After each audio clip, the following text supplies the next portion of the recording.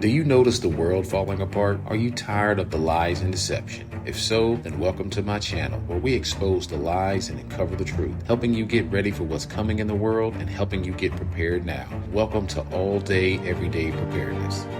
Welcome back to All Day Everyday Preparedness, and this is All Day Everyday Preparedness News. Breaking in the UK right now, a new law is being proposed that will make all residents with backyard chickens and other poultry register their flocks with the government. This new proposal will mandate citizens from England, Wales, and Scotland to register their flocks and update their information annually. According to the Chief Veterinary Service, this will enable them to have a full picture of the number and location of birds kept across Great Britain. Make it easier to track and manage the spread of avian flu, or better known as bird flu. So what do you guys think? Is this good or is this bad that the government wants to know how many animals you have on your property? And is this a foreshadow of things to come here in the U.S.? Now remember, last year the USDA wanted people to register their gardens. So this is not far-fetched that this is coming to America. Let me know what you think in the comments. Okay, moving on, over in China, President Xi Jinping, age 69, was awarded his third term as Chinese president. The vote by the Ceremonial National People's Congress was no surprise, with a vote of 2,952 to 0. Newly appointed Chinese Foreign Minister Qin Gang said that the United States and China are hurtling toward inevitable confrontation and conflict unless Washington changes course. So what do you guys think? Is conflict inevitable between the United States and China? You could also throw Russia and North Korea into the mix as well. Let me know what you think down in the comments. Now, so much is going on right now with China, the United States, and both countries have interest in neighboring Taiwan. So something could be heating up on that front. Let me know what you think in the comments. Now, speaking of North Korea, we have the usual rhetoric, and North Korean officials have warned against the United States from interfering or intercepting their test missiles. They say that any move to shoot down or intercept their test missiles by the United States would be an official declaration of war. And they blamed a recent joint exercise between America and South Korea for growing tension between the parties involved. Now, Kim Yo-jong, sister of North Korean leader Kim Jong-un,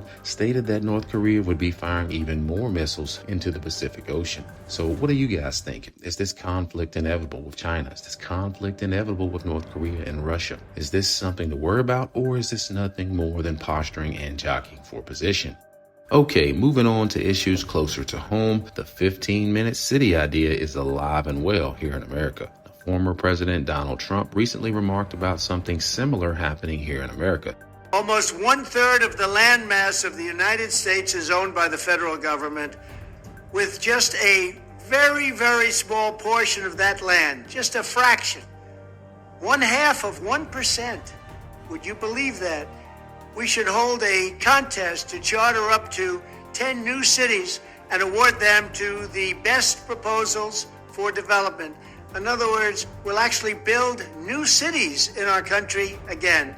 These freedom cities will reopen the frontier, reignite American imagination, and give hundreds of thousands of young people and other people, all hardworking families, a new shot at home ownership and, in fact, the American dream. Freedom cities. There you have it. I only have one question for you. When has the government ever cared about our freedom? In fact, ever since the beginning of America, with only the exception being early on when states' rights carried more weight, the federal government has ballooned and grown into the biggest parasite known to mankind. Now, a parasite, like a tick, needs a host in order to survive. And we're that host. All those taxes and regulations, and to top it all off, instead of using our money to better our lives here in America that the government collects, they've sent nearly $50 billion to Ukraine as to date. I mean, think of all the good that could have been done here. Think of all the businesses that could have been started, or all the college tuition that could have been paid. Think of this nation's young men and women who could have benefited from that money. Instead, $50 billion has went to aid Ukraine instead of helping us here at home. So not to mention all the struggling families battling inflation right now, and high rents and mortgage and the like.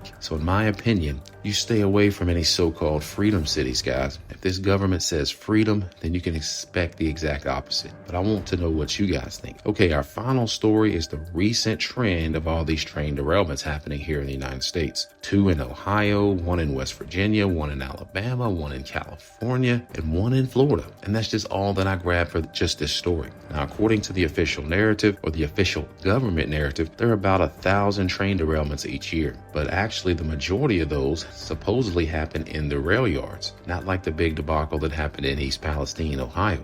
But this many incidents so close together, this seems a little bit fishy, a little bit weird to me. Let me know what you guys think in the comments. I mean, it seems like over the past month or so, we're hearing about a new train derailment every single week. So do you believe the government numbers on this, that there's 1,000 train derailments each year? Because if so, we don't hear about them. Guys, that's going to wrap up this edition of All Day Everyday Preparedness News. Don't forget to like this video, share this video, and subscribe to the channel if you're new. But I want to thank you guys for watching. Continue to prepare, and as always, be blessed.